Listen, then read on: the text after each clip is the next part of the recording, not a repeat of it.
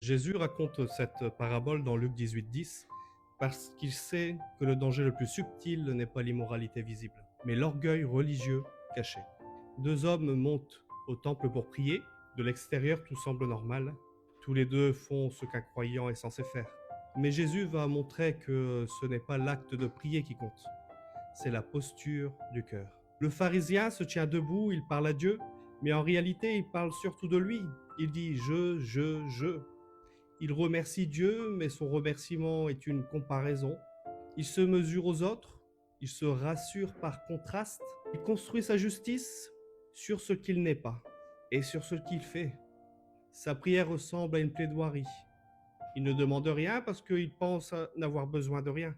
Il est convaincu que Dieu devrait être satisfait de lui. Et peut-être que tu te reconnais un peu là-dedans, pas de manière caricaturale, mais subtile.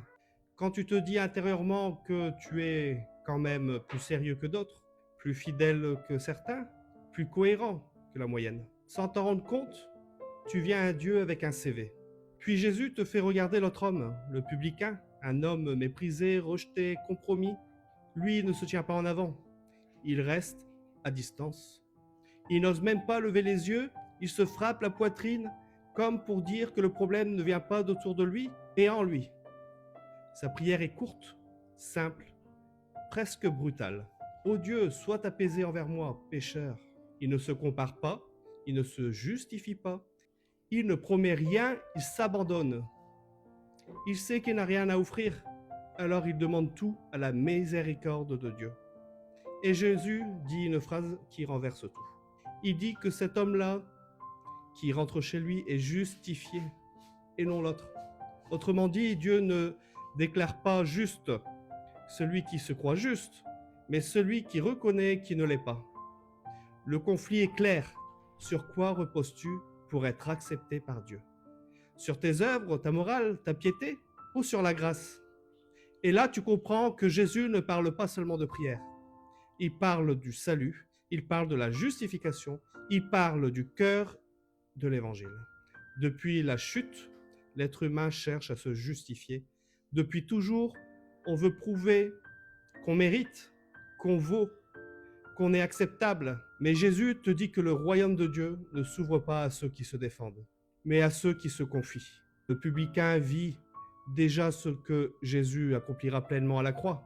Une justice reçue, non méritée, donnée par grâce. Ce n'est pas un hasard si Luc place ce texte juste avant que Jésus accueille les petits-enfants.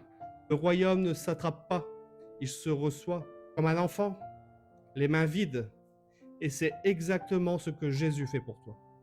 À la croix, il prend la place du pécheur qui s'humilie. Il porte la condamnation que tu mérites pour que tu reçoives la justice que tu n'as pas. Le publicain repart justifié parce que Jésus ira jusqu'au bout pour justifier les coupables.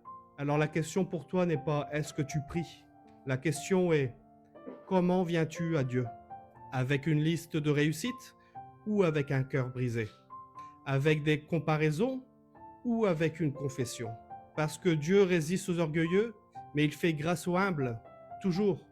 Peut-être que tu es croyant depuis longtemps, mais que ta relation avec Dieu est sèche, tendue, lourde. Peut-être que sans t'en rendre compte, tu as glissé vers une foi où tu te présentes plus que tu ne te confies. Ce texte t'appelle à redescendre, à lâcher ton image, à cesser de te comparer et à dire simplement la vérité devant Dieu. Et si aujourd'hui tu te reconnais davantage dans le publicain, alors écoute bien, c'est exactement à toi que Jésus s'adresse. Tu n'es pas trop loin, tu n'es pas disqualifié, tu es au bon endroit pour recevoir la grâce. Parce que dans le royaume de Dieu, celui qui s'abaisse sera élevé et celui qui s'abandonne sera sauvé.